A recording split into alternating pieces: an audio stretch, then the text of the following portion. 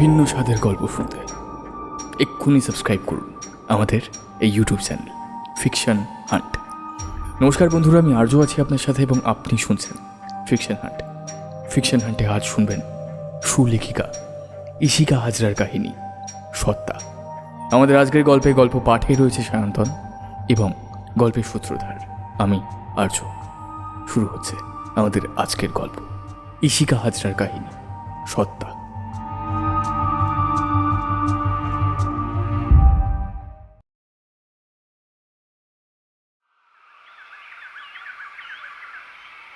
পুরনো ধাঁচের রূপোর কারুকার্য করা আয়নাটা খুঁটিয়ে দেখতে দেখতে তমগ্ন বলল, আয়নাটা তো বেশ ভালোই দেখতে, তার উপর রূপোর কারুকার্য করা পুরোটা। কোথা থেকে নিয়েছিস? অ্যান্টিক শপ নাকি গিফটেড? দেখে তো বেশ পুরনো বলে মনে হচ্ছে। তমগ্নর প্রশ্নে সোফা ছেড়ে উঠে দাঁড়ায় রিতম। তারপর ওর কাঁধে আলতো হাত দিয়ে বলে, এসব নিয়ে পরে কথা হবে, আগে একটু বস, চা শরবত খা। রিতমের কথায় একটু লজ্জিত হয় তমগ্ন।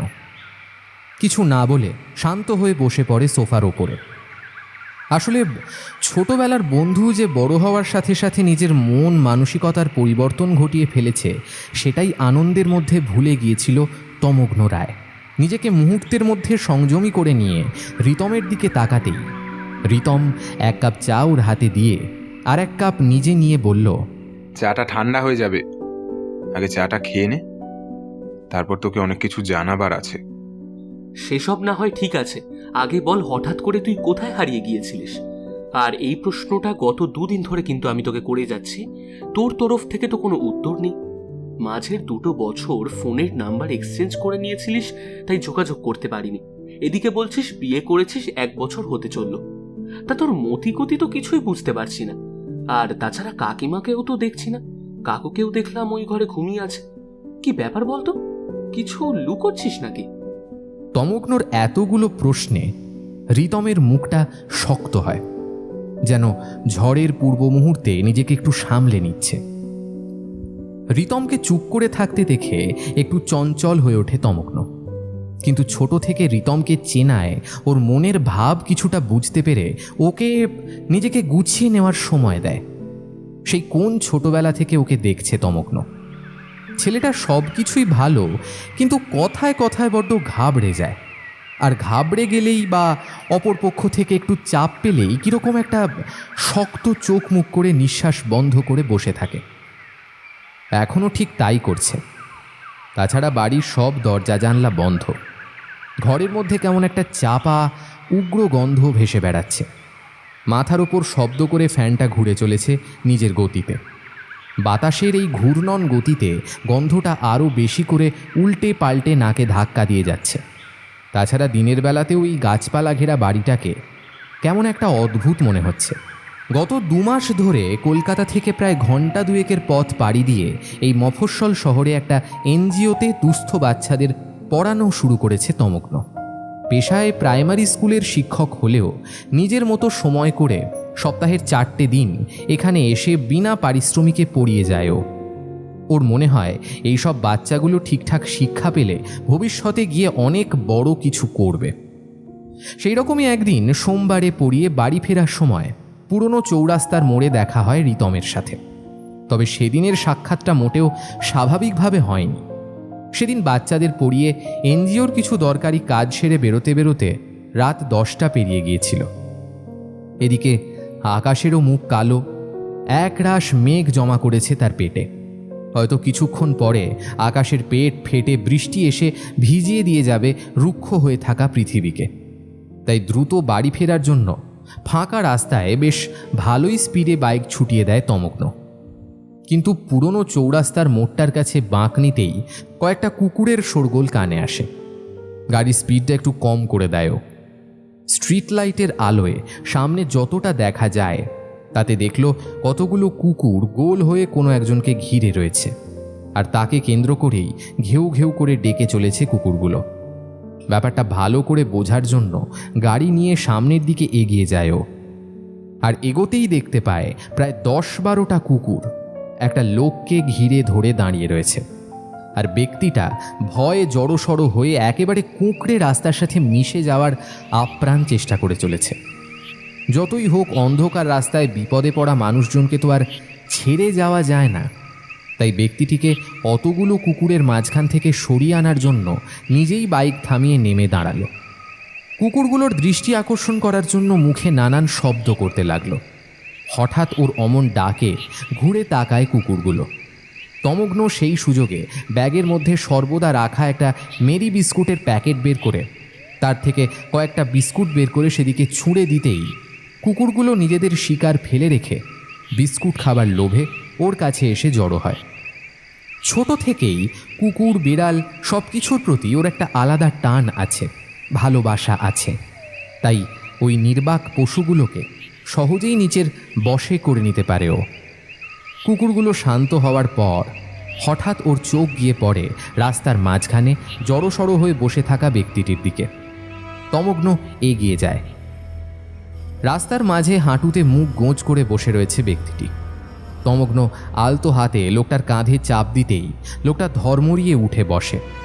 সেই সাথে বন্দুকের হলুদ আলো আর রাস্তার নিয়ন আলোর সংমিশ্রণে ব্যক্তিটির মুখ দেখে চমকে ওঠে তমগ্ন। ওর ছোটবেলার স্কুল জীবনের বন্ধু রিতম। তবে রিতমের ব্যবহারে কোনো পরিবর্তন হয় না। সে তখনও ভয়ে কেঁপে চলেছে, ছোট একটা ভীতু বাচ্চার মতো। তমগ্ন সেদিন বহু কষ্টে কোনো রকমে ওকে বুঝিয়ে ওর বাড়ির ঠিকানা জোগাড় করে বাড়িতে পৌঁছে দিয়ে আসে। সেই সাথে নিজের কার্ডটাও দিয়ে আসে। রিতমের সেই সময় যে অবস্থা ছিল তাতে করে নিজের নাম্বারটুকু দেওয়ার মতো অবস্থায় সে ছিল না।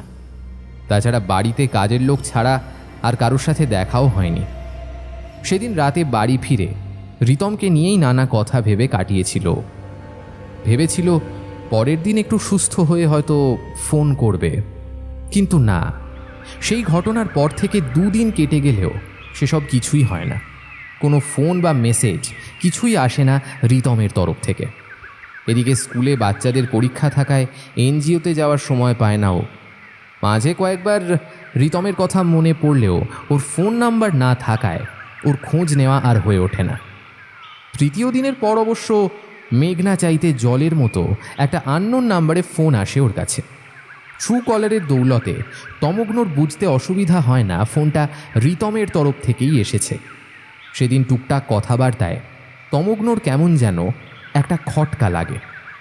রিতমের কথাগুলো সবই খাপছাড়া। কাকিমার কথা জিজ্ঞাসা করলে এড়িয়ে যায়, মাঝের 2 বছরের কথা জিজ্ঞেস করলে উত্তর দেয় না। শুধু ফোনের ওপ্রান্ত থেকে ধরা গলায় বলতে থাকে যত দ্রুত সম্ভব ওর সাথে যেন দেখা করে। আর সেই কারণেই আজ স্কুল থেকে বেরিয়ে সোজা রিতমের বাড়িতে উপস্থিত হয়েছে ও। তোর আসতে কোনো সমস্যা হয়নি তো? রিতমের কথায় চিন্তার জাল ছিঁড়ে বর্তমানে ফিরে আসে তমগ্ন। মাথা নেড়ে সম্মতি জানিয়ে বলে, না না, আসতে কোনো অসুবিধা হয়নি। তবে তোর ব্যাপারটা আমি বুঝতে পারছি না। যা জিজ্ঞেস করছি সবটা কেমন এড়িয়ে যাচ্ছিস, নয়তো কেমন ভাষা ভাষা উত্তর দিচ্ছিস। সব ঠিক আছে তো? আর কাকিমাই বা কোথায়? আশা থেকে তো ওনাকে দেখতেই পাইনি। ওর প্রশ্নে কিছুক্ষণ চুপ করে থাকে রিতম। তারপর অধৈর্যভাবে নিজের বাঁ হাতের ভেতরে ডান হাতটা ঘষতে ঘষতে বলে, মা বছরখানেক হলো আমাদের মধ্যে আর নেই। নেই? নেই মানেটা কি? কোথায় উনি? হারিয়ে গেছেন। এবার রিতমের এমন এক বাক্যের উত্তরে বিরক্ত হয় ও। বেশ বিরক্ত স্বরেই বলে, এরকম ভাষা ভাষা উত্তর না দিয়ে সবটা খুলে বললে বেশি খুশি হব, নয়তো ছেড়ে দে, আমি চলে যাচ্ছি। তমগ্নর কথায় কাজ দেয় এবার। রিতম ক্লান্ত স্বরে বলতে শুরু করে, বছর 2 আগে সদ্য চাকরিতে জয়েন করে যখন ভাবলাম বাবা মাকে এবার সুখের দিন দিতে পারবো, ঠিক তখনই মাথায় বজ্রপাতের মতো না চমকাই বাবা সারা জীবনের মতন প্যারালাইজড হয়ে পড়লেন। আমি তখন সবে চাকরিতে ঢুকেছি, হাতে টাকা পয়সাও সেরকম নেই। বাকি যা পুঁজি জমানো ছিল তার সব কিছুই বাবার চিকিৎসা করতে করতেই শেষ। এছাড়া ধার দেনা তো ছিলই। সেগুলো শোধ করবার জন্য এখানের এই 1 কামরার ঘরে উঠে নিজেদের পৈতৃক বাড়ি বন্ধক রেখে দিলাম। সেই ধার দেনা শোধ করতে পারিনি, তাই এখানে পড়ে রয়েছি। আরে সে না হয় বুঝলাম, কিন্তু কাকিমা গেলেন কোথায়? আর তোর স্ত্রী? আহ, পুরোটা শোন না, তারপর নিজেই বুঝতে পারবি। রিতমের এইসব ঘুরিয়ে ফিরিয়ে হাবিজাবি কথায় বিরক্ত লাগলেও চুপ করে শুনতে লাগলো বাকি কথাগুলো। এরপর সবাইকে নিয়ে উঠলাম এই বাড়িতে। তারপর স্বপ্নের মতন রিমির সাথে আমার বিয়েটাও হয়ে গেল। আসলে ওর বাড়ি থেকে বড্ড চাপ দিচ্ছিল বিয়ের জন্য, তাই মেয়েটা পালিয়ে এলো আমার সঙ্গে। সবাইকে নিয়েই আমাদের ছোট্ট সংসারটা গড়ে উঠছিল। বাইরের কারোর সাথেই কোনো রকম যোগাযোগ ছিল না। কিন্তু তারপর হঠাৎ করেই কেমন যেন মা পাল্টে যেতে লাগলো। সারাক্ষণ আয়নার সামনে কেমন কেমন বিভোর হয়ে দাঁড়িয়ে থাকতো। আর ওই দেখ, ওই লাল লিপস্টিকটা, ওটা দিয়ে সারাক্ষণ মেঝেতে কি সব আঁকিমুখি কাটতো, নিজের ঠোঁটে লাগাতো। তারপর হঠাৎ করেই একদিন আমাদের সবাইকে রেখে কোথায় একটা হারিয়ে গেল। আমি অনেক খুঁজেছি, বিশ্বাস কর, কিন্তু কোথাও পাইনি। মায়ের নিখোঁজ হওয়ার কিছুদিন পর থেকেই রিমিও কেমন যেন পাগলামো শুরু করলো। সারাক্ষণ ওই আয়নাটার সামনে বসে থাকতো, মাথায় সিঁথি ভর্তি করে লাল সিঁদুর, কপালে লাল টিপ, ঠোঁটে লাল লিপস্টিক পরে আয়নার সামনে বসে বসে দেখতো নিজেকে, আর নিজের মনে বিড়বিড় করে কি সব বলতো। ওকে ডাক্তারও দেখিয়েছিলাম, কিন্তু কোনো সমাধান হয়নি। উল্টে ওর হিংস্রতা দিনে দিনে আরো বেড়ে উঠছিল। আমি অনেক চেষ্টা করেছি ওকে ভালো করবার, কিন্তু শেষ পর্যন্ত গভীর রাতে ও মায়ের মতন কোথাও একটা হারিয়ে গেল আমাকে একা ফেলে। কথাগুলো বলে চুপ করে গেল রিতম। একতলায় ঝুপড়ি ঘরটার মধ্যে ছেয়ে গেল একটা নিস্তব্ধতা। তমগ্ন নিজেও চুপ করে গেল। আসলে এই পরিস্থিতিতে ঠিক কি বলবে বুঝে উঠতে পারল না ও। মাথার ওপর ঘটাং ঘটাং করে ঘুরে চলেছে পাখাটা।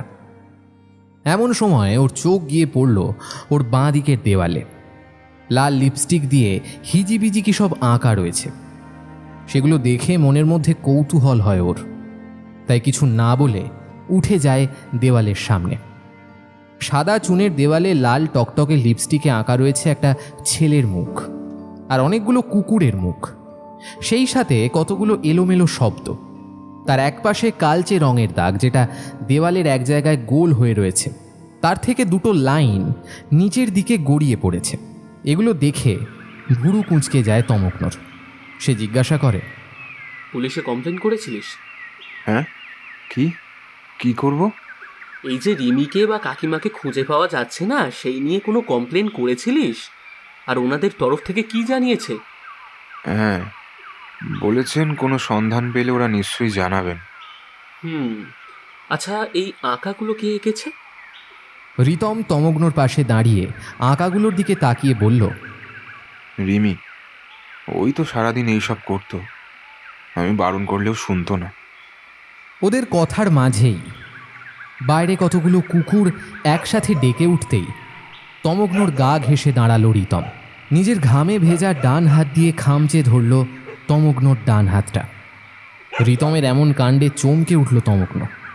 সেই সাথে ব্যথায় নিজের হাতটা ছাড়িয়ে নেওয়ার চেষ্টাও করলো বার কয়েক, কিন্তু রিতমের সেসব দিকে কোনো ভাবনা নেই। বরং কুকুরের ডাক বাড়ার সাথে সাথে আরও বেশি ভয়ে কুঁকড়ে যেতে লাগলো। তমগ্ন ওকে শান্ত করার চেষ্টা করল। কিছুক্ষণ পর ভয়ে আতঙ্কে ওকে শক্ত করে জড়িয়ে ঝরঝর করে কেঁদে ফেলল রিতম। এই রিতম রিতম রিতম শান্ত হ, কিচ্ছু হয়নি। এই দেখ, আমি আছি, ওরা কিচ্ছু করবে না। না না না না না, ওরা আমাকে মেরে ফেলবে, ওরা আমাকে মেরে ফেলবে। ও দাদা বাবু, তুমি শান্ত হও, কিছু হবে না তোমার। শান্ত হও লক্ষ্মীটি। এমন সময় ওদের বাড়ির কাজের লোক শম্ভু ঘরের পর্দা সরিয়ে ঘরে ঢুকে রিতমকে নিজের দিকে ফিরিয়ে ছোট বাচ্চাদের মতো শান্ত করতে লাগলো। প্রায় মিনিট খানেক পরেই শান্ত হয়ে যায় ও। কি রে, কি হলো? আরে ঠিক আছিস তো তুই? রিতম কোনো উত্তর দেয় না। কাঠের পুতুলের মতো শক্ত চোখ মুখ করে বসে থাকে। তার বদলে শম্ভু বলে, আপনি চিন্তা করবেন না, আসলে দাদার শরীরটা ঠিক নেই তো, তাই আর কি ওরকম করছেন। একটু বিশ্রাম নিলে ঠিক হয়ে যাবেন, কিন্তু এখন আর কোনো কথা বলতে আসবেন না ওনাকে। আপনি না হয় এখানে বসুন, আমি আপনার জন্য জল খাবার বানিয়ে আনছি। না না, সেসবের কোনো দরকার নেই। আজ আমি আসি, পরে আর একদিন না হয় দেখা করে যাব। এমনিতেও সন্ধ্যা হয়ে এসেছে, অনেকটা দূরে যেতে হবে আমাকে। সেদিন ওদের বিদায় জানিয়ে বাড়ি ফেরার পর থেকে ওর মাথার মধ্যে কেবল রিতমের বলা কথাগুলোই কেবল ঘুরপাক খেয়ে চলেছিল। কেন যেন মনে হচ্ছিল রিতমের স্ত্রী আর ওর মা হারিয়ে যাওয়ার পেছনে নিশ্চয়ই কোনো না কোনো রহস্য আছে। এরপর আরও 2 দিন রিতমের সাথে দেখা করে এসেছে ও। সেদিন রিতমের বাড়ি থেকে বেরিয়ে নিজের বাইকটা স্টার্ট দিতে যাবে, এমন সময় শার্ট প্যান্ট পরা এক ভদ্রলোক হাত উঁচিয়ে ইশারা করে বারবার বটগাছের আড়ালে ডাকতে লাগলো ওকে। তখন প্রায় সন্ধে নেমেছে। লোকজনের জমাটিও বেশ ভালো। প্রথমে একটু কিন্তু কিন্তু করলেও পরে কি একটা ভেবে এগিয়ে যায় সেদিকে। লোকটার কাছে যেতেই তিনি বললেন, আমি হরিশ সাহা। আপনি যেই বাড়িটা থেকে বেরোলেন ওই বাড়িটার পাশের বাড়িতেই আমি থাকি। হ্যাঁ, সে না হয় বুঝলাম, কিন্তু আমাকে ডাকলেন কেন? আমি তো আপনাকে চিনি বলে মনে পড়ছে না। তমগ্নর কথায় সামান্য লজ্জা পায় লোকটা। তারপর গলা ঝেড়ে বলে, হ্যাঁ, তা তো বটেই, তা তো বটেই। আপনি আমাকে চিনবেন না, কিন্তু পরিচিতি করে নিতে আর কতক্ষণ লাগে বলুন? চলুন না, ওই চায়ের দোকানে বসে একটু চা পান করি। এবার বেশ কড়া গলাতেই তমগ্ন বলল, এই আজব তো আপনি! জানা নেই, পরিচয় নেই, তার মধ্যে কী সব ফাঁটের কথা বলে যাচ্ছেন বলুন তো? যদি আপনার কোনো বদ মতলব থাকে না, তাহলে একদম পাবলিকের গণধুলাই খাইয়ে ছাড়বো বলে দিলাম। আরে না না না না, সেসবে দরকার নেই। আমি ভদ্রপাড়ার ভদ্রলোক। এখানে যে কাউকে আমার নাম জিজ্ঞেস করবেন, সবাই ভালো বই কি খারাপ বলবে না। কিন্তু আপনি যেই বাড়ি থেকে বেরোলেন তাদের কি আপনি চেনেন? এবার মাথাটা গরম হয়ে যায় ওর। এতক্ষণ ধরে এটা জিজ্ঞেস করবে বলে লোকটা দাঁড় করিয়ে লেগেছিল ওকে। এইটা জিজ্ঞেস করবেন বলে দাঁড় করিয়ে রেখেছিলেন আপনি আমায়? হ্যাঁ, এই চলুন তো, আপনি আমার সঙ্গে এক্ষুনি থানায় চলুন। ওখানে গিয়ে পুলিশের দুঘা পড়লেই বুঝবেন আপনি। আরে আরে আরে আগে শুনুন আপনি। আসলে আপনি যেই বাড়ি থেকে বের হলেন ওই বাড়িটা আমাদেরই। রিতম বাবুদের ভাড়া দেওয়া হয়েছে। কিন্তু কিন্তু কি? হ্যাঁ, কিন্তু কি? আর বলবেন না মশাই, ওই বাড়ির লোকগুলো মতিগতি কিছুই বুঝতে পারি না। সবাই যেন কেমন একটা, যেন কিছু লুকিয়ে রাখতে চায়। আপনি হেয়ালি না করে পুরো ব্যাপারটা বুঝিয়ে বলুন, তাহলে বুঝতে সুবিধা হবে। আর যদি কোনো সমস্যা হয় তাহলে তো পুলিশ স্টেশন আছে, ওখানে গিয়ে কমপ্লেন করাতে পারেন তো। এবার তমগ্নর কৌতূহল হয়। সে জিজ্ঞাসা করে, আসল ব্যাপারটা কি বলুন তো? এই যে রিতম বাবু আমাদের বাড়িতে ভাড়া রয়েছেন প্রায় বছর 2 মতো। প্রথমে সব ঠিকঠাক থাকলেও পরে ওনার স্ত্রী আর মা নিখোঁজ হয়ে যান। তবে রিতমবাবু ওনাদের ঘরের মধ্যেই আটকে রাখতেন। ওনাদের নাকি মানসিক সমস্যা ছিল সেই কারণে। কিন্তু তার আগে থেকেই একজন মহিলা প্রায় ওনার বাড়ি থেকে মাঝরাতে বেরিয়ে অন্ধকারে মিলিয়ে যেতেন। আমি কয়েকবার লক্ষ্য করেছিলাম, সেটা ওনাকে জানিয়েছিলাম, কিন্তু উনি কোনো উত্তর দেননি। তারপর মাঝে মধ্যেই দেখি ওনার বাড়িতে যে কাজের লোকটা আছে, এই কাজের লোকটা বড় কালো পলিথিন করে লুকিয়ে লুকিয়ে কিসব ফেলে আসে এখানকার পচা ইঁদো পুকুরে। আপনি বলতেই পারেন ময়লা আবর্জনার কথা, কিন্তু ওই প্যাকেট থেকে আমার ছোট ছেলে নাকি রক্ত পড়তে দেখেছিল। এছাড়াও রাতের বেলায় মাঝে মাঝে মেয়েলি গানের সুর ভেসে আসে। দেখুন, আমরা ভদ্র পরিবারের মানুষ, আর আপনিও তো এখানকার এনজিওতে দুস্থ বাচ্চাদের পড়াশোনা করাতে আসেন। তাই আপনার সাথে ওনার পরিচয় আছে দেখেই কথা বললাম। যদি আপনি কিছু জানেন বা... দেখুন, এই সমস্ত ব্যাপারে আমি সত্যিই কিছু জানি না। রিতম আমার ছোটবেলার বন্ধু, তাই এটুকু বলতে পারি, আপনি মিথ্যে ওকে সন্দেহ করছেন। বেচারা এমনিতেই ভীতু, কারোর সঙ্গে ঠিক করে কথা বলে না। ওর যত কথা ওর ওই বস্তি লোকেদের মানুষগুলোর সাথে, নয়তো ওই ভিখারিগুলোদের সাথে। ভদ্র মানুষের সাথে উনি কথা বলতে পারেন না। আমরা কিছু বলতে গেলেই মুখ ঘুরিয়ে চলে যান। ও হো হো হো হো, এবার বুঝেছি আপনার আসল সমস্যাটা ঠিক কোথায়। ও যে আপনাকে ঠিকঠাক পাত্তা দেয় না, তাতেই আপনার অসুবিধা বুঝে। হ্যাঁ, কিন্তু আপনি তো একেবারে গায়ে পড়া লোক মশাই। রিতম কথা বলে না, ভালোই করে। শুধু শুধু আপনার মতো ফালতু লোকের কথা শোনার জন্য আমি এতটা সময় নষ্ট করলাম। এই বলে তমগ্ন বাইকে স্টার্ট দিয়ে লোকটাকে পেছনে ফেলে এগিয়ে যায় নিজের গন্তব্যে। বেশ বেশ বেশ বেশ। হ্যাঁ রে, কি ব্যাপার রে? আজ লালটু আর প্রিয়া তুই ভাই বোন আসেনি কেন? কিছু হয়েছে নাকি? কোথাও গেছে? বড্ড ফাঁকিবাজ হয়ে যাচ্ছে ছেলে মেয়ে দুটো। তমগ্নর প্রশ্নে সবাই চুপ করে থাকে। সেই সময় একজন বছর 30-এর ব্যক্তি দরজায় ধাক্কা দিয়ে বললেন, আসতে পারি? আরে দেবুদা, তুমি আসো আসো, ভেতরে আসো। উনি ভেতরে প্রবেশ করে বাচ্চাদের দিকে তাকিয়ে বললেন। তা পড়াশোনা কেমন চলছে? বাচ্চারা সকলে মাথা নেড়ে সম্মতি জানায়। সবই ঠিক আছে, কিন্তু লালটু আর... ও, তুমি জানো না দেখছি। আসলে কাল রাতে... কথাগুলো বলতে গিয়ে থেমে যান উনি। বাচ্চাদের দিকে তাকিয়ে বলেন, তোমরা সবাই লেখাপড়া করো, আমি বাইরে স্যারের সাথে একটু কথা বলে আসি। হ্যাঁ, এবার বলুন। আসলে কাল রাতে লালটুর বাবা খুন হয়েছে। কি? খুন? কিন্তু ওনাকে কি খুন করলো, আর কিসের জন্য? আমি ঠিক শিওর নই, তবে এটা আমার সন্দেহ বলতে পারো। আসলে গত 3 বছর ধরে বস্তির ওই জায়গাটা দখল করা নিয়ে বেশ কিছু ঝামেলা চলছে। বস্তি দিন আনা দিন খাওয়া মানুষগুলো তো অতটুকুই সম্বল, কিন্তু সেটাও সহ্য হচ্ছে না ওই প্রমোটার হরিশের। ও সেখানে বস্তি ভেঙে একটা বড় শপিং মল করতে চায়, কিন্তু খেটে খাওয়া মানুষগুলো নিজের ঘর বাড়ি ছাড়তে রাজি হবেই বা কেন? এই ঘটনার পর থেকেই বস্তির একটা একটা করে মানুষ খুন হচ্ছে গত 1.5 বছর ধরে। এটা নিয়ে প্রায় 9টা খুন হয়েছে, আর খুনের প্রসেসটাও বেশ ভয়ঙ্কর। ধারালো খুর দিয়ে গলায় আঘাত করে তারপর তার জিভটা ছিঁড়ে সুতো দিয়ে গলায় ঝুলিয়ে দেয় খুন। সেই সাথে মৃত ব্যক্তির চোখ দুটো খুবলানো থাকে, আর হাতের মুঠোয় একটা করে কাঠি লজেন্স ধরা থাকে। কি? কাঠি লজেন্স? কাঠি লজেন্স। বড়ই অদ্ভুত ব্যাপার। খুনি যেই হোক না কেন, সে বড়ই ভয়ঙ্কর, আর পুরোটাই সাইকোপ্যাথেটিক মনে হচ্ছে। না হলে যাদের কিচ্ছু নেই তাদের খুন করতে পারে, আর পাবেইটা কি? এই দাঁড়াও দাঁড়াও দাঁড়াও দাঁড়াও, এই খুনগুলোর পেছনে ওই প্রমোটারের হাত নেই তো? ওই যে কি যেন নাম বললে, হরিশ নাকি? হরিশ সাহা। লোকটা একেবারে বজ্জাত লোক। মানুষকে কিভাবে ভয় দেখাতে হয় সেটা খুব ভালো করেই জানে। হরিশ সাহা মানে চৌরাস্তার মোড়টা পেরিয়ে অন্নপূর্ণা মিষ্টির দোকানের পাশে যে বড় বাড়িটা, তাই তো? ওর কথা শেষ হওয়ার আগেই বেশ উত্তেজিত হয়ে দেবু বলেন, হ্যাঁ হ্যাঁ, এর কথাই বলছি। কিন্তু তুমি এর খবর জানলে কোত্থেকে? না মানে চেনা পরিচিত নাকি? ধুর, তুমিও না কি যে বলো। ওইসব লোকের থেকে আমি 100 হাত দূরে থাকি। আসলে গত সপ্তাহে... সেদিনের সমস্ত ঘটনাটা খুলে বলে ও। সবটা শুনে দেবু বলেন, বুঝলাম।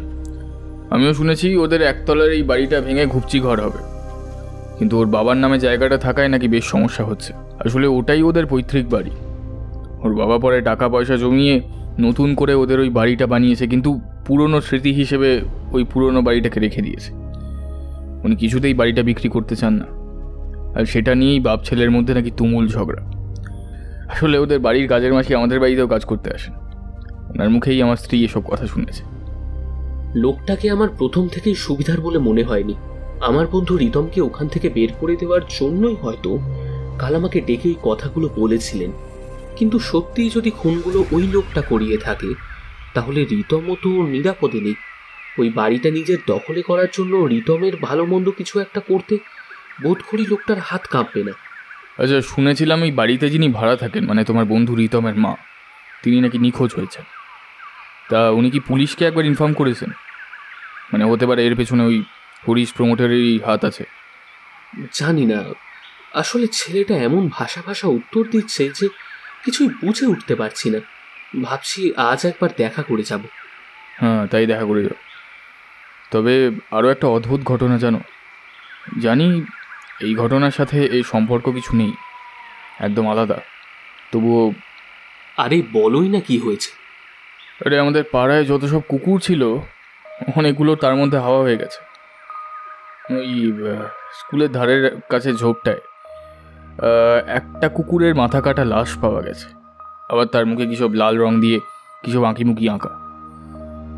ভয়ঙ্কর, অদ্ভুত আর ভয় পাওয়ানোর মতো ঘটনা। পুলিশ এ ব্যাপারে কোনো রকম তদন্ত করেনি? আসলে তুমি ভাই, যেখানে এতগুলো মানুষ খুন হচ্ছে সেগুলো চোখে দেখতে পাচ্ছে না পুলিশ, অবলা জন্তুর জন্য কি মানে কতটুকু ওদের মন কাঁদবে?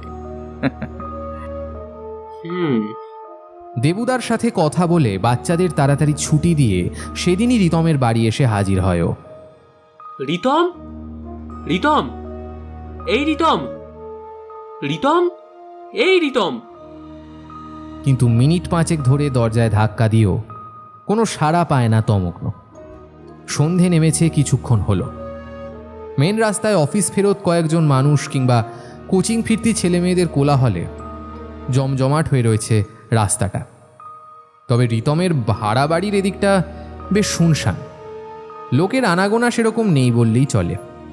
বাড়ির পেছনের দিকে একটা ফাঁকা গাছে ঘেরা পরিত্যক্ত অন্ধকার জায়গা রয়েছে। বাড়ির সামনে স্ট্রিট ল্যাম্পটাও খারাপ হয়ে গেছে।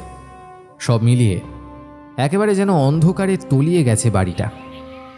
অনেকক্ষণ ধরে ভূতের মতো দরজার সামনে দাঁড়িয়ে থেকে বাড়ির ভেতর থেকে কোনো সাড়া শব্দ না পেয়ে তমগ্ন যখন বাড়ি ফিরবে বলে পেছনে ফিরেছে, এমন সময় খট শব্দে দরজাটা খুলে গিয়ে বেরিয়ে আসে একটা অবয়ব। বাড়ির ভেতরে আলো না থাকায় তমগ্ন প্রথমটায় কিছু ঠাউর করতে পারে না। ধীরে ধীরে অন্ধকারটা চোখে সয়ে এলে দেখে আবছা অন্ধকারের মধ্যে দাঁড়িয়ে রয়েছে শম্ভু।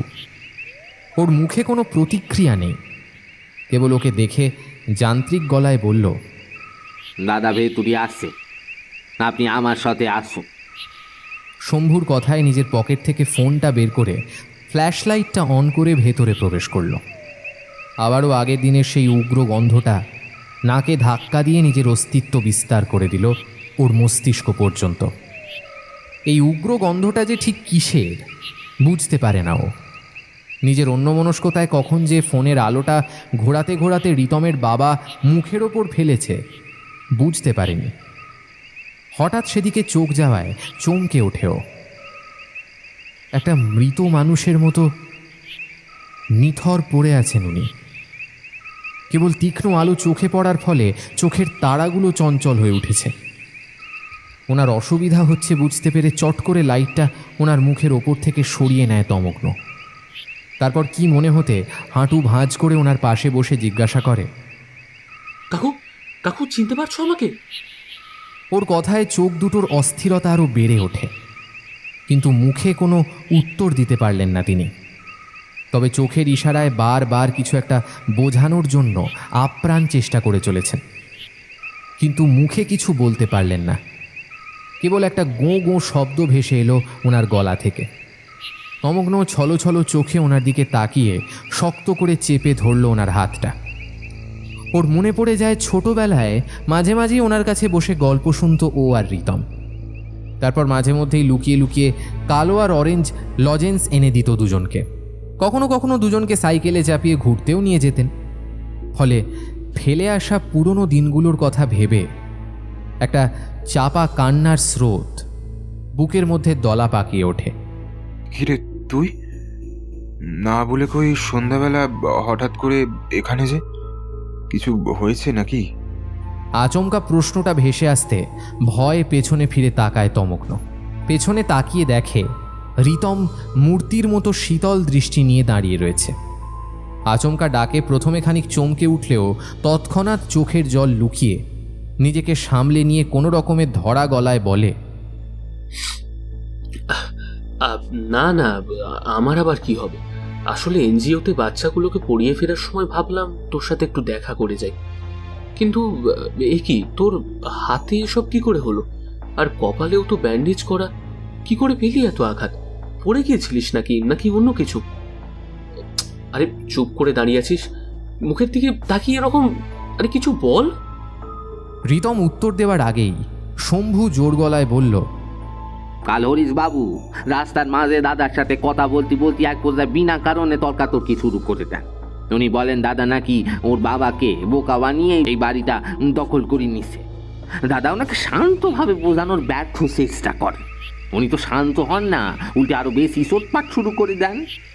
শেষ পর্যন্ত উনি নিজের রাগ মেটানোর আর কোনো উপায় না পেয়ে ঠেলে ফেলে দিয়েছেন দাদাকে, আর তাতে করেই চোট পেয়েছেন উনি।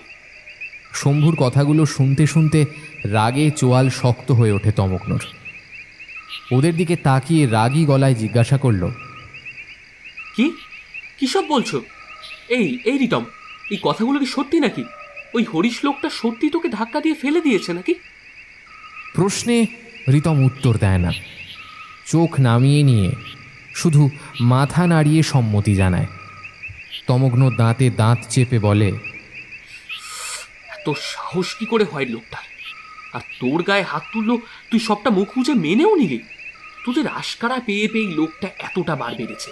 যতদিন তোরা এই লোকটার অত্যাচার মুখ বুঝে সহ্য করবি, ততদিন এরকম করতেই থাকবি বেটা।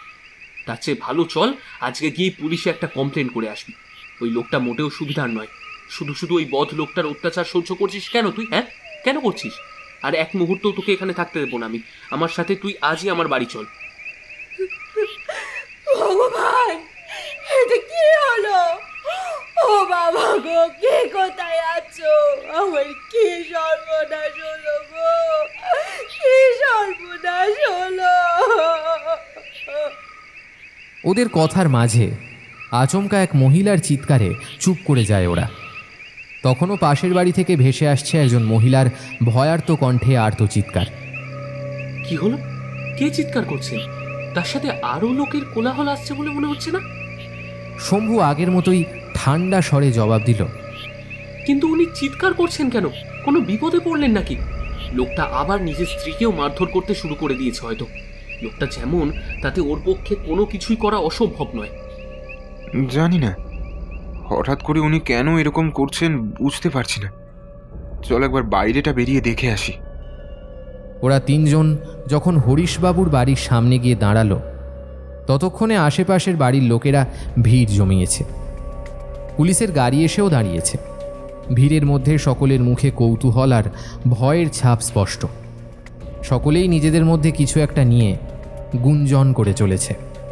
তাদের মধ্যে একজন মধ্যবয়স্ক লোক রিতমকে দেখতে পেয়ে ভিড় ঠেলে ওর কাছে এসে বললেন, আরে রিতম, তুমি? তোমার শরীর এখন ঠিক আছে তো? কাল হরিশবাবু যা করলেন তোমার সাথে। হ্যাঁ, আমি ঠিক আছি। তা তোমার বাড়িওয়ালার বাড়িতে এমন কাণ্ড ঘটে গেছে আর তুমি এখন আসছো? আগে খবর পাওনি বুঝি? লোকটার কথা বুঝতে পারে না রিতম। ও জিজ্ঞাসু দৃষ্টিতে তাকিয়ে থাকে লোকটার দিকে। ওর অমন দৃষ্টি দেখে লোকটা নিজে থেকেই বলল, আরে কাল তোমার সাথে ঝামেলা হওয়ার পরই তো হরিশ বাড়ি গিয়ে ওর বাবার সাথে ঝামেলা করে। ওর স্ত্রী আর ছেলে দুজনেই তো কেউ বাড়িতে ছিল না কালকে। ওদের কোনো এক আত্মীয়ের বাড়িতে গিয়েছিল। এদিকে সরলাও ওদের বাড়িতে সব কাজ মিটিয়ে বাড়ি ফিরবে বলে তোড়জোড় করছিল। এমন সময় বাড়ি ফিরেই বাবার ওপর মার মুখী হয় হরিশ। সরলা কি করবে ভেবে না পেয়ে রান্নাঘরে দাঁড়িয়ে দাঁড়িয়ে ওদের সব কথা শোনে।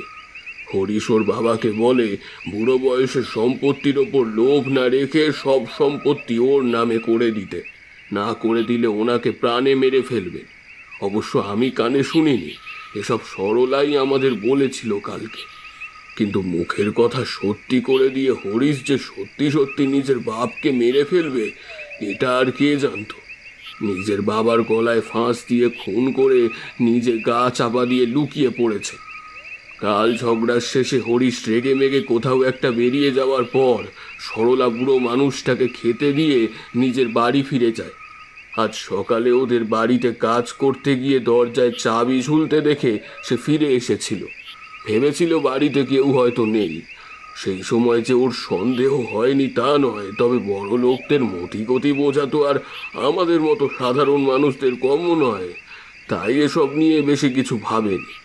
কিন্তু সন্ধেবেলা ওর স্ত্রী এসে ঘরের দরজা খুলে দেখে ঘরের জিনিসপত্র সব এলোমেলো, আর মেঝেতে উপুড় হয়ে পড়ে রয়েছে হরিশের বাবার নিথর দেহটা। হরিশের স্ত্রী অবশ্য অনেকবার হরিশকে ফোন করেছিল, কিন্তু শয়তানটা ফোনটাকে নিজের বাড়িতেই ফেলে রেখে গেছে। হয়তো অন্য কোনো ফোন আছে যার নাম্বার কারোর কাছে নেই। জানোই তো লোকটা মহাধূর্ত। লোককে ঠকিয়ে কিভাবে বড় লোক হতে হয় সে রাস্তা ওর ভালো করেই জানা। সেভাবেই কি করে লোকের চোখে ফাঁকি দিয়ে পালাতে হয় সেটাও ভালো করে রপ্ত করে নিয়েছে। এতক্ষণ রিতমের পাশে দাঁড়িয়ে সবটা শুনছিল তমগ্ন। লোকটার কথা শেষ হতেই পুলিশের লোক মানুষজনকে সরিয়ে হরিশ সাহার বাবার মৃতদেহটাকে গাড়িতে তুলে সাইরেন বাজিয়ে রাস্তার মোড়ে বাঁকে মিলিয়ে গেল।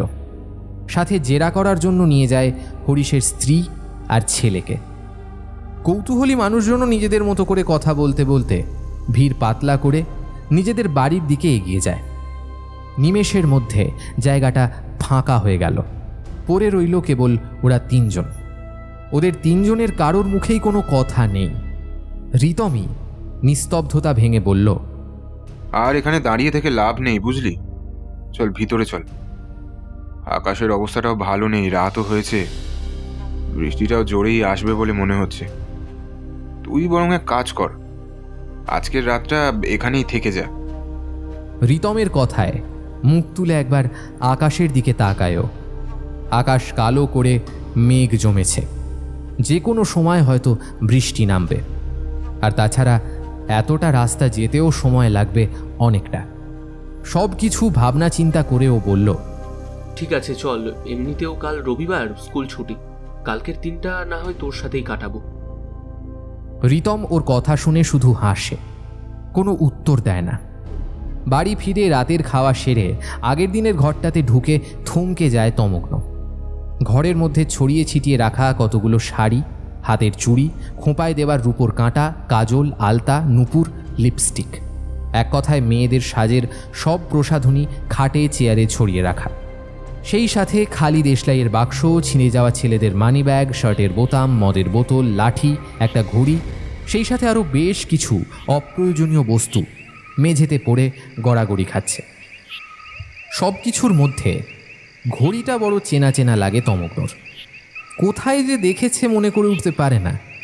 ওর ভাবনার মাঝেই রিতম দ্রুত হাত লাগিয়ে মেঝেতে পড়ে থাকা জিনিসগুলো তুলে নিয়ে একটা ব্যাগে ভরতে শুরু করে। একবার তমগ্নর অবাক হয়ে যাওয়া মুখের দিকে তাকিয়ে ইতস্তত করে বলে, মানে আজকে আসলে মা আর রিমির কথা খুব মনে পড়ছিল জানিস, তাই ওদের শাড়িগুলো বের করে ওদের গায়ের গন্ধ খোঁজবার চেষ্টা করছিলাম।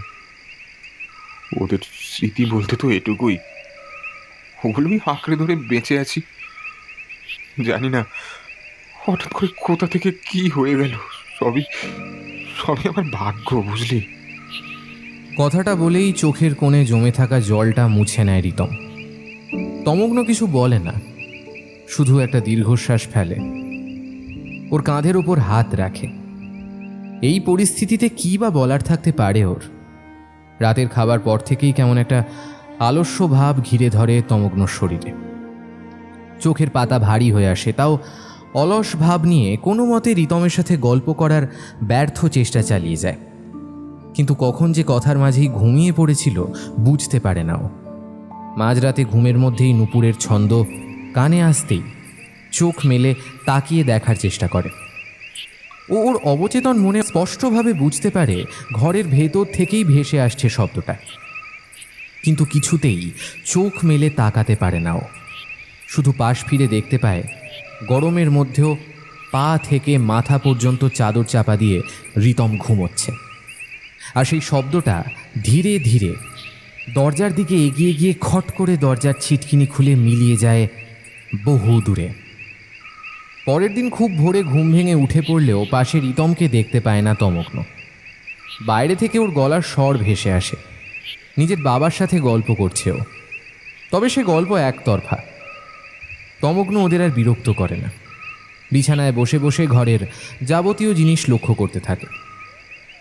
ছোট ঘরটার দুটো দেওয়ালে কাঠের দেওয়াল আলমারি করা, তাতে থাকে থাকে ওর ছোটবেলার নানা খেলনা, স্কুলে কলেজে পাড়ার খেলায় জেতা প্রাইজ সাজানো রয়েছে। অন্য আরেকটা দেওয়ালে টাঙানো রূপোর কারুকার্য করা সেই আয়নাটা। আয়নাটার দিকে তাকিয়ে তমগ্নর মনে হলো পথ ভুল করে এই আয়নাটা এখানে এসে পড়েছে, নয়তো এখানেই ঘুপচি বাড়িতে কারুকার্য করা আয়নাটা কোনো মতেই খাপ খায় না, বড়ই বেমানান। এসব দেখতে দেখতে হঠাৎ কালকের কথাটা মনে পড়ে যায় তমগ্নর। গত রাতে যে ও নুপুরের আওয়াজটা শুনেছিল সেটা আসলেই সত্যি নাকি ঘুমের মধ্যে দেখা স্বপ্ন বুঝে উঠতে পারে না। হয়তো সেদিন হরিশের কথাগুলো বেশি ভাবার জন্য ব্যাপারটা হচ্ছে। যে লোকটা নিজের বাবাকে খুন করতে পারে সেই লোকটা যে বস্তির লোকগুলোকেও খুন করেছে এ বিষয়ে সে নিশ্চিত। আর ওরকম বিভৎসভাবে খুন করার কারণ যে মানুষকে ভয় দেখানো, সেটাও বুঝতে অসুবিধা হয় না ওর। কিন্তু খটকা লাগছে অন্য জায়গায়। এই যে লোকটা নিজের বাবাকে খুন করে পালালো, তাতে করে তো পুলিশ ওর পেছনে পড়ে থাকবে, সেটা জেনেও এমন কাজ করলো কেন? বুঝতে পারে না তমগ্ন। এইসব নানা চিন্তাভাবনা যত বেশি মাথায় আসছে ততই মাথাটা ব্যথা করছে। তাছাড়া আগের রাতের অলস ভাবটা এখনও শরীর জুড়ে রয়েছে। কিছুতেই বিছানা ছেড়ে উঠতে মন চাইছে না ওর। হঠাৎই বালিশের নিচে রাখা ওর ফোনটা ভাইব্রেট হতে তাড়াতাড়ি সেটা বের করে দেখে দেবুদা বেশ কয়েকবার ফোন করেছে ওকে। শেষে একটা লাইনের মেসেজ, তাড়াতাড়ি সম্ভব একবার দেখা করো। এতবার ফোন আর মেসেজ দেখে ঘুরিয়ে দেবুকে ফোন করে তমগ্ন, কিন্তু প্রতিবারই ওই প্রান্ত থেকে ভেসে আসে নাম্বারটা নেটওয়ার্ক সীমানার বাইরে। দ্রুত বিছানা ছেড়ে উঠে পড়ে ও, কিন্তু ওর চোখ চলে যায় লাল লিপস্টিক দিয়ে দেওয়ালে আঁকা সেই ছবিগুলোর দিকে। কি মনে হতে সেগুলোর কাছে গিয়ে আবার খুঁটিয়ে খুঁটিয়ে দেখতে থাকে ও। কিরে, উঠে পড়েছিস যে এত তাড়াতাড়ি? হ্যাঁ হ্যাঁ হ্যাঁ হ্যাঁ, আসলে ভোর সকালেই ঘুম থেকে উঠে পড়ি আমি। সকালে উঠে একটু পড়াশোনা করার অভ্যেসটা এখনো রয়ে গেছে। আসলে এই সময়টা মাথাটা একদম পরিষ্কার থাকে, যা কিছু ডাউট সেটা নিয়ে একটু ঘাটাঘাটি করলেই চট করে ক্লিয়ার হয়ে যায়। তমগ্নর কথায় রিতম দেওয়ালের দিকে ফিরে বলল, সব গোপন রহস্যের উত্তর খুঁজতে নেই, বুঝলি? কখনো কখনো সমাধান চোখের সামনে দেখেও চোখ বন্ধ করে নিতে হয়। জীবনটা তো ছোট্ট, আর তার মধ্যে এত কিছু জানতে গেলে হয়তো প্রাণ খুঁয়ে। বাকিটা শেষ করে না রিতম। তমগ্ন চুপ করে এক দৃষ্টিতে তাকিয়ে থাকে রিতমের দিকে। তারপর আকাশ ফাটিয়ে হেসে উঠে বলে, চল আবার আমাদের থিয়েটারটা শুরু করি তাহলে। তোর ডায়লগ বলার বিদ্যাটা এখনো পর্যন্ত ধারালোই আছে, বুঝলি তো? তবে আমি নায়ক হব আর তুই হবি আমার গল্পের নায়িকা। মনে আছে তোর কলেজের নাটকের সময় লাস্ট মোমেন্টে এসে যখন দিয়া আসতে পারবে না বলে ডুবিয়ে দিয়েছিল, তখন তুই আমাকে উদ্ধার করেছিলিস। তোর এই গুণগুলো আবার কাজে লাগা, নতুন করে বাঁচতে শেখ। আর কতদিন এভাবে মুষড়ে পড়ে থাকবি বলতো? চল কলকাতায় ফিরে চল, আমার বাড়িতেই থাকবি না হয়। তারপর সেরকম মনে হলে ওখানেই একটা ঘর ভাড়া নিয়ে থাকিস, কিন্তু এখানে নয় ভাই। কিরে বল, যাবি তো? তাছাড়া হরিশ বলে লোকটাকেও তো পুলিশ এখনো বাগে আনতে পারেনি, যদি তোর কোনো ক্ষতি করে দেয়। রিতম উত্তর দেয় না, কেবল মৃদু হেসে তমগ্নর হাতটা ধরে আলতো চাপ দেয়। সকালে খাওয়া দাওয়া সেরে রিতমদের বিদায় জানিয়ে রওনা দেয় তমগ্ন। তবে বাড়ি ফেরার আগে একবার দেবুদার সাথে দেখা করবে বলে ঠিক করে। সেই মতো গাড়ি ঘুরিয়ে দেবুদাদের বাড়ির দিকে রওনা দেয় ও। অন্ধকার ঘরে জ্বলে ওঠে লাল রঙের রাতবাতি, আর তার আলোতেই ঘরের পরিবেশটা নিমেষের মধ্যে আলো অন্ধকারের এক রহস্যে পরিণত হয়।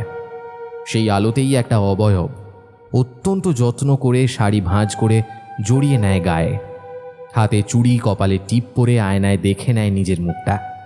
তারপর ধীরে সুস্থে ঘরের ভেতরে খাটের নিচ থেকে বের করে আনে একটা বড় বাক্স। কিছুক্ষণ নিশ্চুপ হয়ে তাকিয়ে থাকে সেদিকে। তারপর নিজের আলগা হাতে বাক্সটা খুলতেই একটা তীব্র গন্ধ ঝাপটা মারে অবয়বটার নাকে। তীব্র গন্ধে চোখ বন্ধ করে প্রাণ ভরে নিঃশ্বাস নেয় সে, যেন এই গন্ধটাই তার বেঁচে থাকার রসদ। প্রাণ ভরে নিঃশ্বাস নিয়ে ধীরে ধীরে চোখ খুলে তাকায় সে। তারপর কঙ্কাল দুটোর মাথায় আলতো হাত স্পর্শ করে করুণ চোখে তাকিয়ে থাকে কয়েক সেকেন্ড। অনেকগুলো দিন তোমাদের সাথে বসে গল্প করা হয়নি, আসলে এখন সময় হয়ে ওঠে না। আমার খুব কষ্ট হয় জানো, কান্না পায়। আমি সবাইকে গলার জোরে চেঁচিয়ে বলতে চাই সত্যিটা, কিন্তু ওরা আমার কথা বিশ্বাস করবে না, হয়তো হাসবে আমায় দেখে। যেমন তোমরাও আমাকে একটুও সহানুভূতি দেখাওনি। আমার মনে হয় এই সত্যি মিথ্যে লোক দেখানো পৃথিবী ছেড়ে দূরে কোথাও চলে যায়, কিন্তু সব শেষে আমাকে এখানেই, এই স্বার্থপর মানুষের ঘেরা পৃথিবীতেই ফিরতে হয়। আজ আর গল্প নয়, বেরোতে হবে। তোমরাও ঘুমিয়ে পড়ো, তোমাদেরও ঘুম পাচ্ছে বুঝতে পারছি আমি।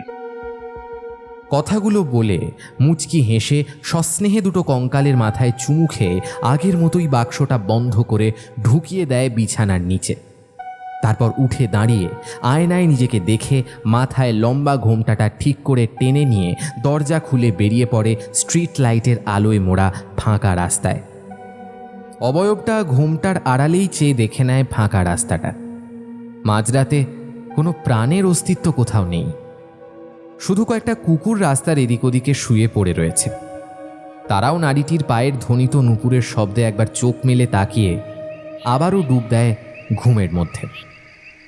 কিছুক্ষণ ইতস্তত এদিক ওদিক তাকিয়ে অন্ধকারে ফুটপাতের ওপর শুয়ে থাকা কুকুরের পাশে গিয়ে বসে নারী মূর্তিটা। অত্যন্ত যত্ন সহকারে হাত বুলিয়ে দেয় ঘুমন্ত কুকুরটার সারা গায়ে। কুকুরটাও নরম স্পর্শ পেয়ে হাত বোঝা চোখে ব্যক্তিটার দিকে তাকিয়ে নিয়ে আরও একটু জড়সড় হয়ে ঘুমের দেশে পাড়ি দেয়। সেই দেখে মৃদু হাসি খেলে যায় অবয়বটার মুখে। রাতের অন্ধকারে ফাঁকা রাস্তায় বড় বটগাছটার আড়ালে যতটা সম্ভব নিজেকে লুকিয়ে রাখার চেষ্টা করে তমগ্ন। আসলে সেই নারী অবয়বটা বাড়ি থেকে বেরোনোর পর তার প্রতিটা পদক্ষেপ লুকিয়ে লুকিয়ে লক্ষ্য করছে ও। ওর মন বলছে আজ এত দিন ধরে চলে আসা এই রহস্য মৃত্যুগুলোর সমাধান হবে আজ সকালে, যখন লালটু আর প্রিয়া ওকে জড়িয়ে ধরে বাবার শোকে কেঁদে কেটে অস্থির হয়ে যাচ্ছিল, তখন মনে হচ্ছিল কেউ যেন ধারালো কিছু দিয়ে ওর বুকে আঘাত করছে। তাছাড়া হরিশ লোকটাও সুবিধের নয়, হয়তো সময় বুঝে রিতমের ওপরও হামলা চালাতে পারে। কিন্তু ওর ভাবনা, চিন্তা, সন্দেহ সব কিছু এক নিমেষে কেমন যেন তালগোল পাকিয়ে যেতে লাগলো রাস্তার সামনের দৃশ্যটা দেখে।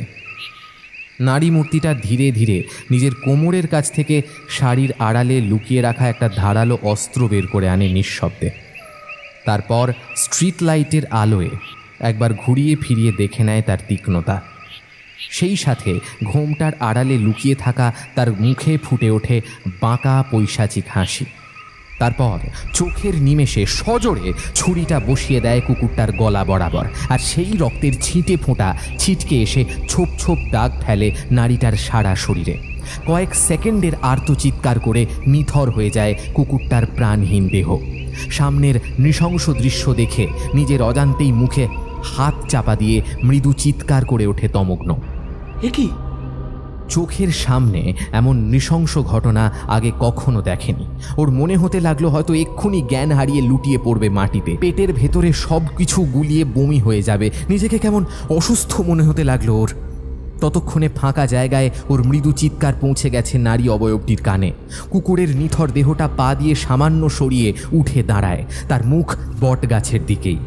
তমগ্নর মনে হলো ঘোমটার আড়ালে লুকোনো সেই দুটো চোখ বটগাছ পেরিয়ে তার উপরে সেই দৃষ্টি স্থির করেছে। তবুও নিজেকে বাঁচানোর আশায় প্রাণপণে নিজেকে লুকিয়ে রাখার ব্যর্থ চেষ্টা চালিয়ে যেতে লাগলো। এর মধ্যেই বার দুয়েক আকাশে বিদ্যুতের ঝলকানি খেলে গিয়ে ঝমঝমিয়ে বৃষ্টি নেমে এলো।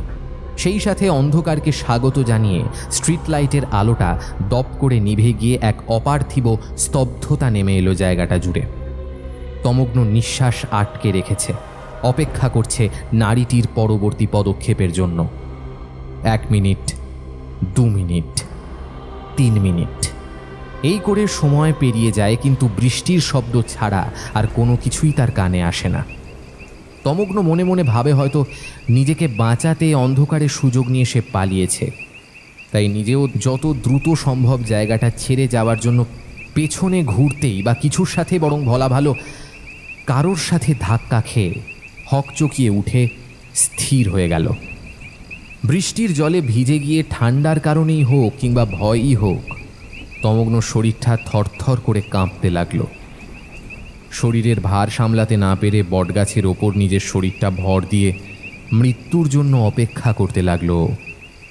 ও জানে এই মুহূর্তে যে ওর সামনে এসে দাঁড়িয়েছে কিংবা একটু আগে যার সাথে ধাক্কা খেয়েছে ও আসলে সেই ওই নারী মূর্তিটা। আর ওকে যখন একবার দেখে ফেলেছে তখন এখান থেকে বেঁচে ফেরার রাস্তাও নেই। নারী মূর্তিটা নিশ্চয়ই আর ওকে বাঁচিয়ে রাখবে না, বরং যমদূতের আজ্ঞা পালন করে ওই ধারালো ছুরিটা ওর গলায় বসিয়ে দিয়ে চিরকালের মতো মুক্তি দেবে ওকে ওর এই শরীরটা থেকে। আর সেটা ভাবতেই কাঁপুনির মাত্রাটা আরও একটু বেড়ে গেল ওর। কিন্তু ওর ভাবনার সত্যি মিথ্যের মাঝামাঝি অবস্থায় দুটো চুরি পরা হাত অন্ধকারের মধ্যে এসে ওর ডান হাতটা শক্ত করে চেপে ধরল, আর সেই সঙ্গে বুকের ভেতরটা নিমেষের মধ্যে ধরাস করে উঠল ওর। তমগ্ন অনুভব করল অপর পক্ষের হাতটা বরফ শীতল। ওই কঠিন হাতের বন্ধন থেকে নিজের হাতটা ছাড়িয়ে নেওয়ার আপ্রাণ চেষ্টা করতে লাগলো। আর ওই ছটফটানির ভাব দেখেই নারী মূর্তিটা খিলখিলিয়ে হেসে উঠল। ভয় পেলে বুঝি? তমগ্ন উত্তর দেয় না, নিজের মতো করে আপ্রাণ চেষ্টা চালিয়ে যায় শক্ত হাতের বন্ধন থেকে নিজেকে ছাড়ানোর জন্য, কিন্তু কোনো ফল পায় না। বেশ কিছুক্ষণ ধস্তাধস্তির পর নাক মুখের ওপর নরম কিছুর অস্তিত্ব টের পায়। তারপরই একটা মিষ্টি গন্ধ নাকে যেতে চোখটা আপনা থেকেই বুজে আসে ওর। আমার মল্লিকা বনে যখন প্রথম ফুটেছে কলি। মিষ্টি সুরে রবীন্দ্রসঙ্গীতটা কানে আসতেই আধো আধো চোখে তাকিয়ে সামনে দেখার চেষ্টা করে তমগ্ন, কিন্তু লাল রাতবাড়ির আলোয় স্পষ্ট কিছুই বোঝা যায় না। শুধু বুঝতে পারে ওর সামনে দুজন শাড়ি পরিহিতা মহিলা চেয়ারে বসে রয়েছেন, আর একজন ওদেরকে কেন্দ্র করে ঘুরে ঘুরে গান গাইছে। প্রচণ্ড তৃষ্ণায় তমগ্নর মনে হলো গলাটা শুকিয়ে জিভটা জড়িয়ে যাচ্ছে। একটু নড়ার চেষ্টা করতেই বুঝতে পারল চেয়ারে বসিয়ে ওর হাত পা শক্ত করে বাঁধা হয়েছে। ক্লান্ত হয়ে ও বিড়বিড় করে বলল, জল, একটু জল, জল, একটু জল। তমগ্নর ক্ষীণ কণ্ঠ পেতেই গানটা বন্ধ হয়ে যায়। অতি দ্রুত চঞ্চল হয়ে ওঠে তার পায়ের নুপুরের শব্দ। তারপর কয়েক সেকেন্ডের মধ্যেই এক গ্লাস জল নিয়ে অতি সাবধানে তমগ্নর মুখের সামনে ধরতেই এক নিঃশ্বাসে পুরো জলটা শেষ করে স্বস্তির নিঃশ্বাস ফেলেও। তারপর মাথা নিচু অবস্থাতেই ধীর গলায় বলল, কেন কেন এরকম করছিস ঋতু? কি পাচ্ছিস এগুলো করে তুই? তমগ্নর কথায় আপনা থেকেই থমকে যায় হাতটা। কাঁপা কাঁপা হাতে যেন জোর পায় না সে। মুহূর্তের মধ্যে গ্লাসটা লুটিয়ে পড়ে মাটিতে। গ্লাসটা মেঝেতে পড়ার শব্দে মুখ তুলে তাকায় তমগ্ন, আর সঙ্গে সঙ্গে ওর চোখ পড়ে চেয়ারে বসা দুজন মহিলার ওপর। আবারও প্রচণ্ড ভয়ে বুকটা কেঁপে ওঠে ওর। মুখ দিয়ে বেরিয়ে আসে অস্ফুট আর্তনাদ। তমগ্নকে ভয় পেতে দেখে নারী মূর্তিটা নিজের বুকের কাছে ওর মাথাটা টেনে এনে জড়িয়ে ধরে পরম মমতায়। তারপর নিজের আঙুলগুলো ধীর গতিতে চলতে থাকে তমগ্নর ভেজা চুলের মাঝে। নারীটি ঘোমটার আড়াল থেকেই বলে, ভয় পাচ্ছিস কেন তমগ্ন? ওটা তো মা আর রিমি। অনেকদিন ধরেই ওরা তোর সঙ্গে দেখা করবে বলে জোরাজুরি করছিল। আজ সুযোগ হলো তাই দেখা করিয়ে দিলাম। দেখ, তুই আসবি বলে নতুন শাড়ি পরে সেজেগুজে অপেক্ষা করছিল তোর জন্য। এ কি, কাঁপছিস কেন তুই? ঠান্ডা লাগছে? দাঁড়া একটু। এই বলে নিজের শুকনো আঁচল দিয়ে তমগ্নর মাথাটা মুছিয়ে দেয় ও। এসব বন্ধ কর তুই। আগে বল, ওদের সাথে কি করেছিস তুই? ওদের এমন অবস্থা হলো কি করে?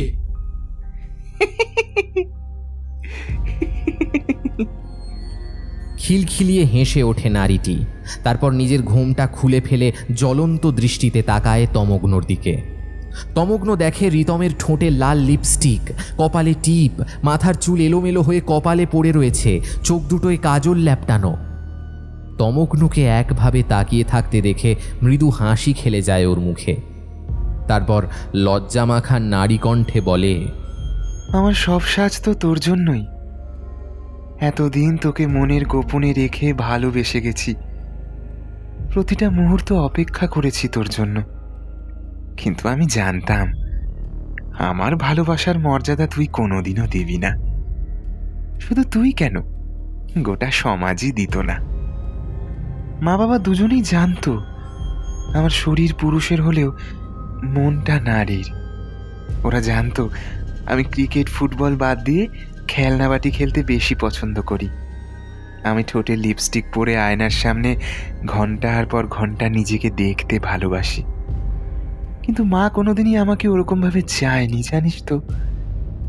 বাবা ব্যাপারটা মেনে নিলেও মা মানতে পারেনি, আর না মানতে পারার কারণেই গরম খুন্তির ছ্যাঁকা, চর থাপ্পড়ের দাগ আজও শরীরের নানা অংশে লেগে রয়েছে।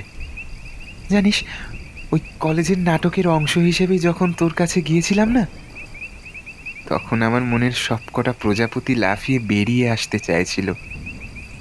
আমি মনে মনে স্বপ্ন দেখতাম তোকে নিয়ে ছোট্ট একটা সংসার করব, কিন্তু আমাদের জন্ম হয় সমাজের জন্য। সমাজের 10টা লোক কি বলবে সেই কথাগুলো শোনবার জন্য। নিজের নারী সত্তা, তোর প্রতি ভালোবাসা সবকিছুই মনের চিলে কোঠায় তালা বন্ধ করে দিয়েছিলাম মায়ের কথায়। তারপর জীবনে রিমি এলো।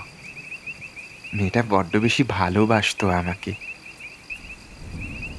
একভাবে কথাগুলো বলে একটু দম নেওয়ার জন্য থামে রিতম। এতক্ষণ ধরে নিজের এত কাছের ছোটবেলার বন্ধুর মুখে কথাগুলো শুনেও কোনো মতে বিশ্বাস করতে পারে না তমগ্ন। এতগুলো দিন এত কাছে থেকেও রিতমের মনের এই অতল গভীর দিকটার হদিশ সে কোনোদিনই পায়নি।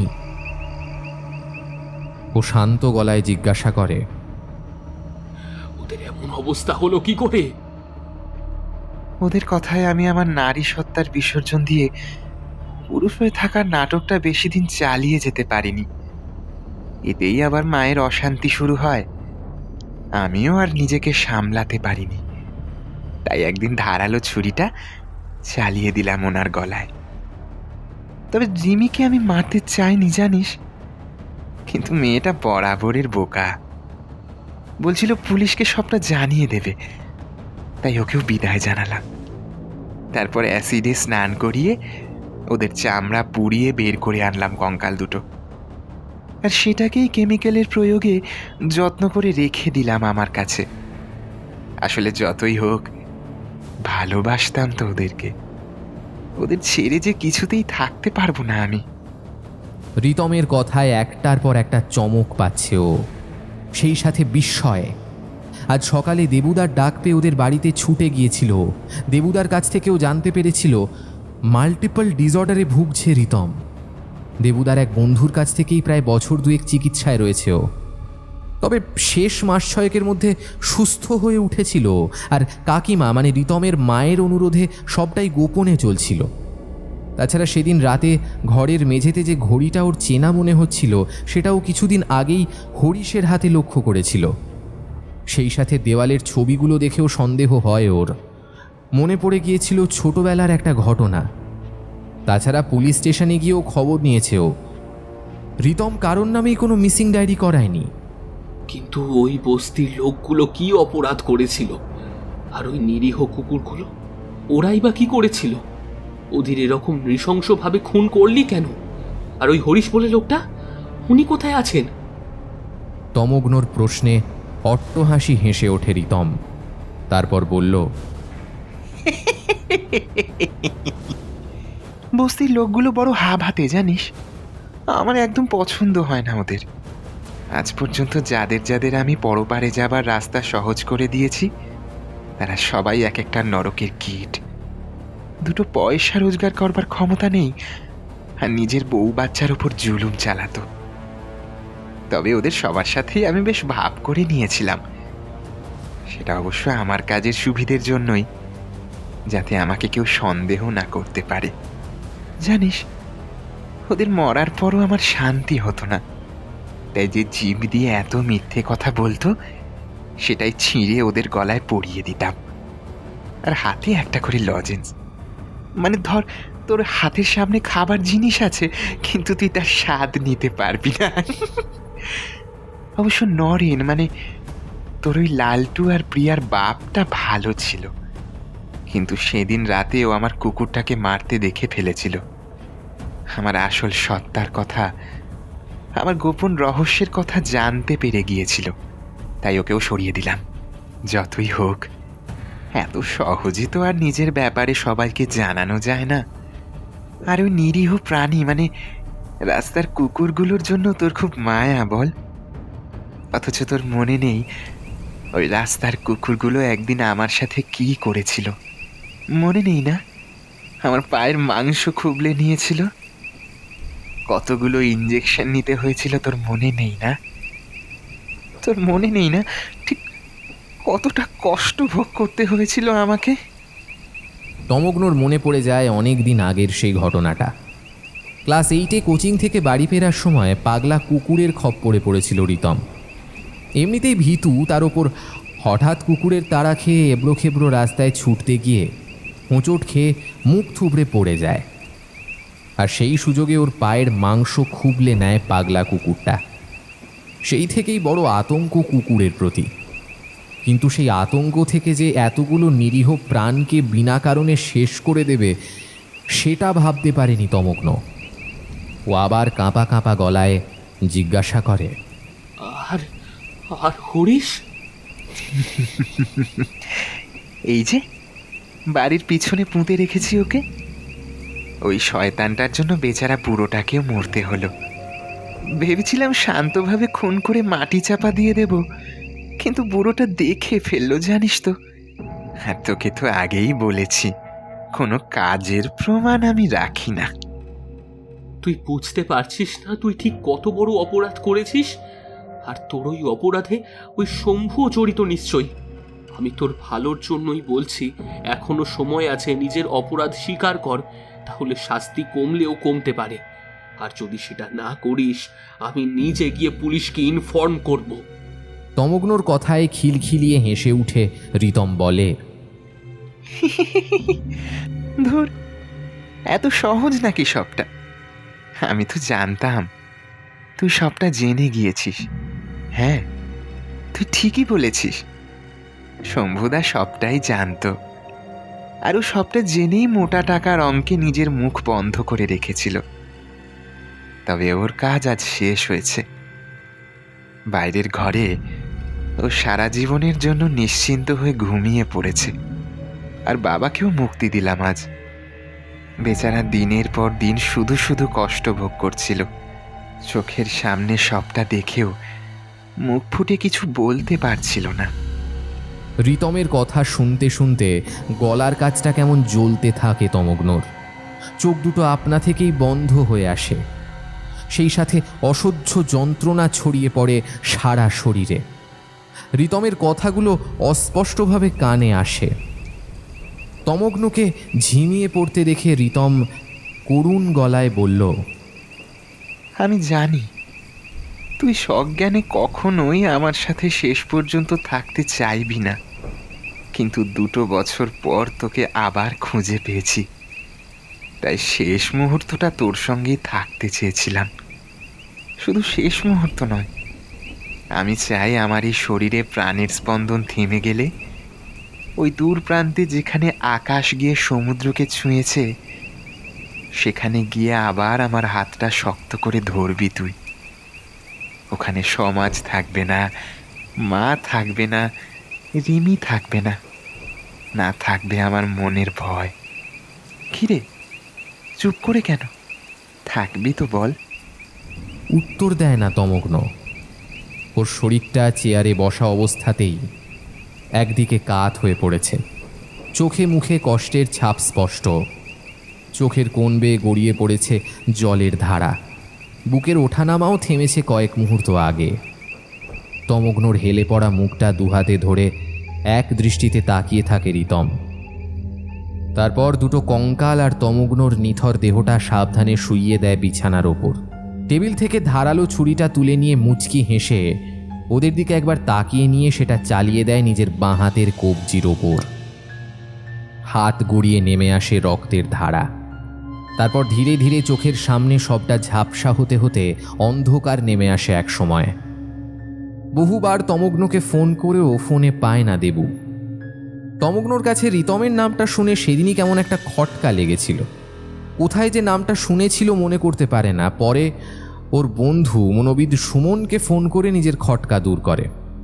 সেই সাথে তমগ্নকেও সবটা জানায়। আর তারপর থেকেই ছেলেটা কেমন চুপচাপ হয়ে গিয়েছিল। না বলে সেই যে বেরিয়ে গেল, তারপর থেকে আর কোনো ফোন মেসেজ কিচ্ছু নেই। ওর বাড়িতে ফোন করে জানতে পারে দুদিন ধরে ও বাড়িতে ফেরেনি। তাই আর দেরি না করে দেবু পরদিন সকাল হতেই পুলিশকে ইনফর্ম করে ফোর্স নিয়ে রিতমের বাড়িটা ঘেরাও করে। কিন্তু ততক্ষণে অনেক দেরি হয়ে গেছে। পুলিশ দরজা ভেঙে ঘরে ঢুকতেই দেখে বাইরের দুজন মৃত মানুষ বিছানায় পড়ে রয়েছে, আর ঘরের ভেতর রিতম মেয়েলি সাজে তমগ্নর হাতটা শক্ত করে ধরে বসে রয়েছে, আর তার সাথে দুটো নরকঙ্কাল শাড়ি পরিয়ে বিছানায় শোয়ানো। পুলিশ পরীক্ষা করে জানান দুজনেই মৃত। সেই সাথে রিতমের টেবিল থেকে উদ্ধার করেন একটা 3 পাতার বড় চিঠি। আগের দিনে তমগ্নকে বলা রিতমের সব কথা লেখা রয়েছে সাদা কাগজের ওপর কালো কালিতে।